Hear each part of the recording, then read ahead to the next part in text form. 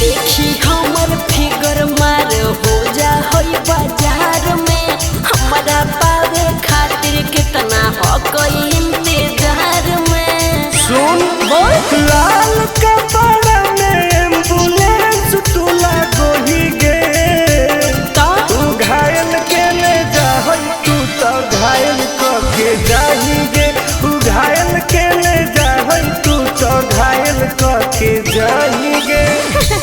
अरे बाप रे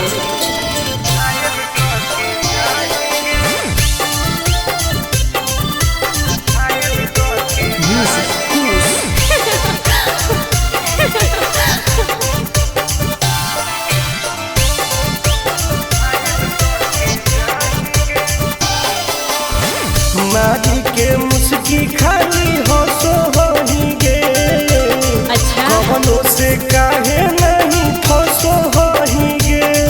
आगे बोल लगे हे सुन उठवा के लहली जानो लेवा हो कोई रे गलिया मिठाई वाला लेवा हो कोई रे बुझले।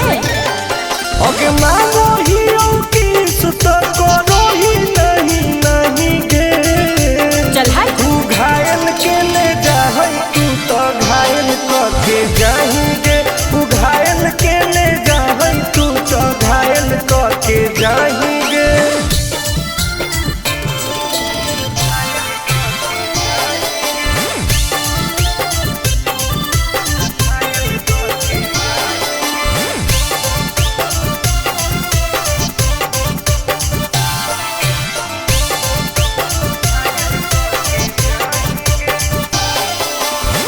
कर ले एडमिट अपना दिल के अस्पताल में ना जब ले कुआर होई तब ले फिलहाल